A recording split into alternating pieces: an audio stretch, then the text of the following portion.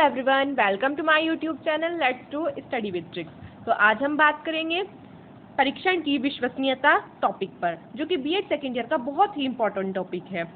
इससे पहले हम एक टॉपिक पर और बना चुके हैं जो इससे मिलता जुलता होता है, जो है वैलिडिटी ऑफ टेस्ट। ये 3 टॉपिक होते हैं, validity of test, reliability of test और एक और होता है जैसे कि परीक्षण की विश्वसनीयता, परीक्षण की वस्तुनिष्ठता और परीक्षण की वैधता। ये 3 टॉपिक हैं जो बहुत ही इंपॉर्टेंट है, जिसमें से हम 2 टॉपिक कवर कर लेंगे आज और उसके बाद एक टॉपिक बच जाएगा, उसके बाद उसे कवर करेंगे। तो अगर आपने हमारी इससे पहले वाली वीडियो मतलब परीक्षण की वैधता वाली वीडियो नहीं देखी है तो उसे वीडियो को ज़रूर देखिए।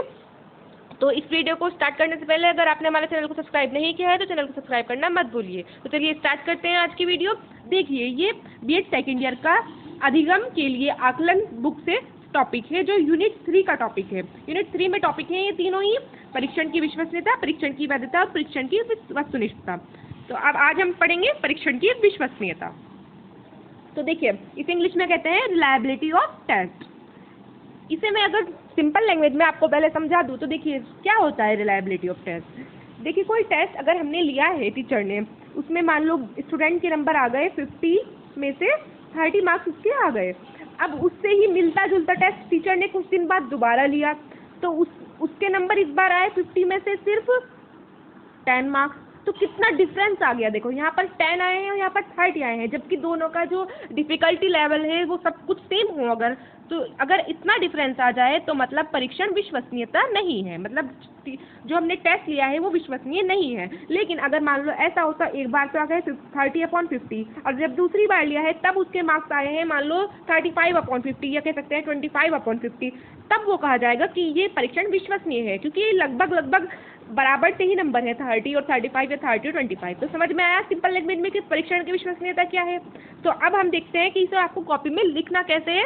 तो चलिए स्टार्ट करते हैं। सबसे पहले गेरट एक वैज्ञानिक मनोवैज्ञानिक हैं जिन्होंने कहा था, उनकी डेफिनेशन लिख लेते पढ़ते हैं सबसे पहले। विश्वसनीयता का संबंध परीक्षण के प्राप्त अंकों की स्थिरता से है। तो देखिए वही बात है, विश्वसनीयता का संबंध जो परीक्षण मतलब टेस्ट के जो प्राप्त अंक है वो स्थिर होने चाहिए, मतलब लगभग स्थिर होने चाहिए, एग्जैक्ट स्थिर नहीं हो सकते, लेकिन उन्होंने इस तरह से डेफिनेशन दी है तो आपको इसे याद कर लेनी चाहिए। बहुत इजी डेफिनेशन है कि विश्वसनीयता का संबंध परीक्षण के प्राप्त अंकों की स्थिरता से है। दूसरा, इसके बाद हम इस तरह से लिख सकते हैं एक सिंपल डेफिनेशन कि विश्वसनीयता किसी परीक्षण की विशेषता है जो परिणामों को समान बने रहने के लिए उत्तरदायी होती है। विश्वसनीयता किसी परीक्षण की वह विशेषता है जो परिणामों को समान बनाए रहने के लिए उत्तरदायी होती है। तो देखिए इसमें भी वही बात है कि परिणाम को समान बनाए रखने के लिए उत्तरदायी होती है विश्वसनीयता। उसके बाद देखिए, अब हम थोड़ी सी कुछ थ्योरी पढ़ लेते हैं इसके बारे में, जो आपको लिखनी पड़ेगी क्योंकि आपको कॉपी में ये लॉन्ग में आ जाता है क्वेश्चन। तो इसमें लिखेंगे हम, विश्वसनीयता किसी परीक्षा की वह विशेषता है जो उसके परिणामों को समान बनाए रहने के लिए उत्तरदायी होती है। इसके विपरीत यदि किसी परीक्षा में किसी एक विद्यार्थी या विद्यार्थियों के समूह को प्राप्तांक बार बार उनकी परीक्षा लेने पर बदल जाते हैं तो इस परीक्षा की विश्वसनीयता निम्न स्तर की समझी जाएगी। तो देखिए यही बात है कि अगर आपके जो मार्क्स है वो बार बार बदल रहे हैं तो वो विश्वसनीयता निम्न स्तर की मानी जाएगी। लेकिन अगर जितनी कोई परीक्षा विश्वसनीयता होगी उतनी ही अधिक उसके परिणाम अथवा उस पर प्राप्त विद्यार्थियों के अंक स्थायी होंगे। ये आवश्यक नहीं है कि हर समान परिस्थितियों में वे प्राप्तांक बिल्कुल समान हो, थोड़ा बहुत अंतर इनमें अन्य कारणों से भी हो सकता है, परंतु ये अंतर बहुत अधिक नहीं होना चाहिए। तो देखिए जो मैंने आपको अभी सिंपल लैंग्वेज में बताया था उसे ही हमने इस तरह से लिख दिया है, तो इससे हमारा एक पेज तो बिल्कुल फिल हो जाएगा। आगे देखते हैं, एक डेफिनेशन और लिख लीजिए फ्रीमेन के शब्दों में। फ्रीमेन भी एक मनोवैज्ञानिक का नाम है। इन्होंने कहा था, विश्वसनीयता का तात्पर्य उस विशेषता से है जिसमें एक परीक्षण आंतरिक रूप से समान हो और जो परीक्षण तथा पुनर्परीक्षण में समान फल प्रदान करता हो। देखिए मतलब क्या है, देखिए यहाँ पर लिखा है विश्वसनीयता का तात्पर्य उस विशेषता से है जिसमें एक परीक्षण आंतरिक रूप से समान हो, मतलब आंतरिक रूप से वो समान होनी चाहिए जो हमने परीक्षण लिया है एक बार वो, और जो पुनर्परीक्षण मतलब जो उसी टेस्ट को बाद में लिया है, मतलब दोनों का आंतरिक लेवल समान होना चाहिए। तो दोनों का अगर फल सेम हो, फल मतलब रिजल्ट सेम आता हो तो वो यानी विश्वसनीयता कहलाएगी। ठीक है, आगे देखते हैं। अब ये तो हो गई हमारी विश्वसनीयता की डेफिनेशन, ये विश्वसनीयता से क्या तात्पर्य है। देखिए क्वेश्चन क्या आता है एग्जाम में, क्वेश्चन ये आता है कि विश्वसनीयता से क्या तात्पर्य है और विश्वसनीयता को निकालने के लिए विधियाँ बताइए। तो इसके बाद हम देखते हैं ये विश्वसनीयता ज्ञात करने की विधियाँ। मेन क्वेश्चन ये होता है। तो इसके देखिए 4 प्रकार होते हैं। नंबर 1 परीक्षण पुनर्परीक्षण विधि, समानांतर प्रारूप विधि, अर्धविपाटन विधि और तर्क समानता विधि।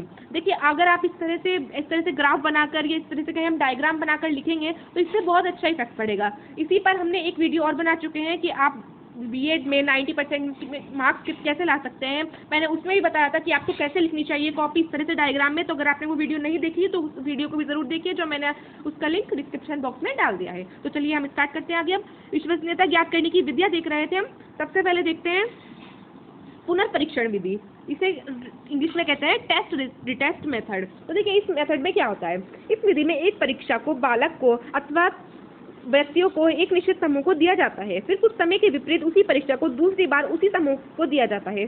दोनों बार के परिमापांकों के बीच, ये परिमापांकों है, अंकों नहीं है, ठीक है, परिमापांकों के बीच विश्वसनीयता गुणांक की मात्रा जितनी अधिक होगी उतनी ही अधिक परीक्षा की विश्वसनीयता होगी। तो वही बात है कि एक समूह है, एक बार उसे वो टेस्ट दे दिया जाता है, फिर कुछ टाइम बाद दोबारा देते हैं, तो फिर उनका चेक कर लेते हैं कि दोनों में कितना जो विश्वसनीयता गुणांक है इक्वल आया है या नहीं। तो इस तरह से हम टेस्ट रिटेस्ट मेथड होता है। टेस्ट रिटेस्ट से ही पता चल रहा है कि एक बार टेस्ट लिया और एक बार रिटेस्ट लिया, मतलब एक उसी को दोबारा लिया और फिर दोनों के बीच में हमने संबंध निकाल लिया।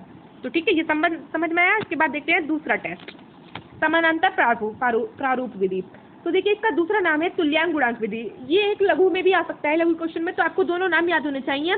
कभी ऐसे भी पूछ सकता है कि समानांतर प्रारूप बताइए, या कभी पूछ सकता है तुल्यांक गुणांक विधि बताइए। तो ठीक है, स्टार्ट करते हैं, इसको समझते हैं।